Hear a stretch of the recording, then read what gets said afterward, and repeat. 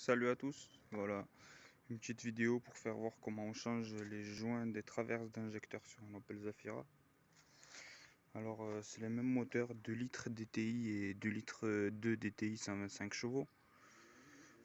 Voilà, donc c'est la même opération. Alors d'abord il faudra déposer ça, le cache culbuteur, déposer le conduit d'admission qui est là, là aussi avec la vanne GR qui est là.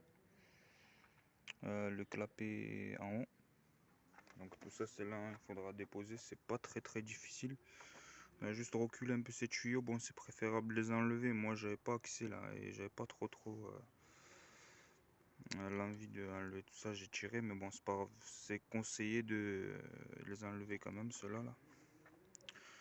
Voilà, alors après on va déposer les traverses d'injecteur. Il faudra enlever ces vis là, pas enlever, il faudra juste les desserrer qu'ils montent bien. Après ils sont tenus par des vis ici, on les enlève. Après avec un tournevis on les pousse et on les sort. Après au remontage on va procéder au changement de ces joints là. Et des joints qui sont juste ici en dessous, je sais pas si vous voyez le trou là, voilà ils sont là.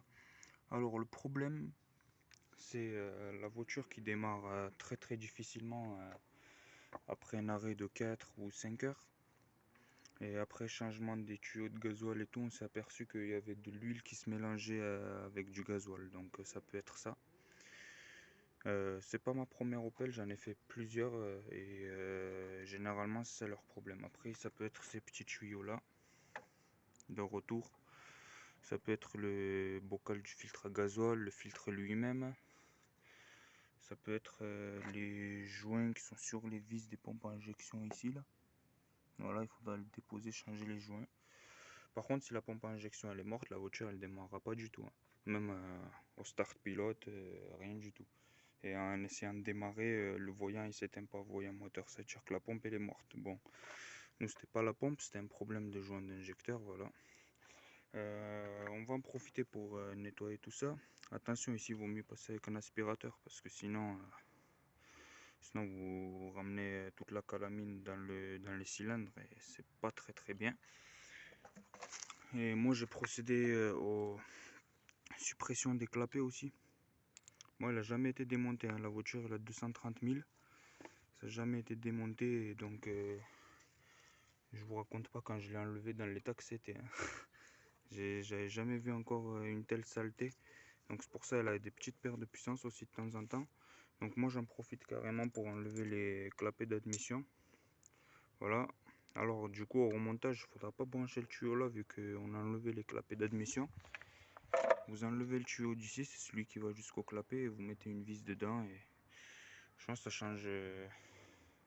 change un peu niveau puissance. Je sais pas si vous gagnez ou pas, en tout cas il n'aura pas de perte de puissance à cause de ça.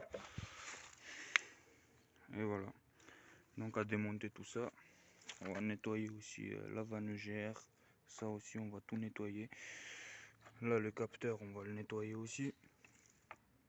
Là dedans en fait faut pas que ça soit noir, hein. Si vous enlevez le capteur et que dedans c'est noir, faudrait bien le nettoyer parce que le truc il est couleur or un peu, voilà. Après si vous avez les outils pour et vous avez le temps, vous pouvez carrément déposer, si vous connaissez bien mécanique aussi, vous déposez la chaîne, vous déposez tout ça, vous pouvez enlever les injecteurs carrément et vous changez les joints, mais les joints en cuivre, voilà. Bon moi j'avais pas de problème de ces joints en cuivre, moi c'était plutôt les joints des travers d'injecteur, voilà. Donc voilà, dans cette petite courte vidéo, je vous ai raconté les problèmes un peu que vous pouvez avoir sur les Opel. Après, ils sont connus pour avoir les problèmes des capteurs PMH aussi. Contour qui fonctionne pas de puissance. Il y a juste le capteur PMH à changer.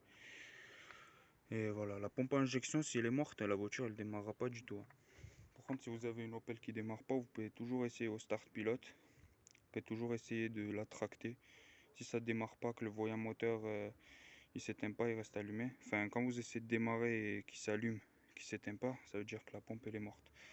Vous pouvez passer la valise, ça va vous sortir des codes défauts. Il y en a plusieurs.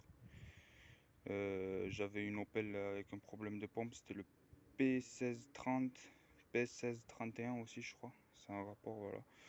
Bon, à voir, vous passerez la valise et. Sinon, ce sont des très bonnes voitures, hein.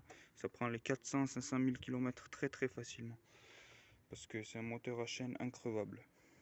Franchement, à part tout ce bazar avec la pompe, les vanogères électriques et tout, si tout ça, ça va bien, eh ben, le moteur il sera très bien.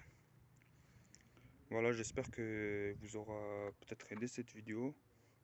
N'hésitez pas à vous abonner, à liker les vidéos et j'en ferai d'autres vidéos sur d'autres voitures. Voilà. Ou peut-être même sur celle-là, mais j'espère qu'il n'y aura rien d'autre. Voilà. Merci. À plus.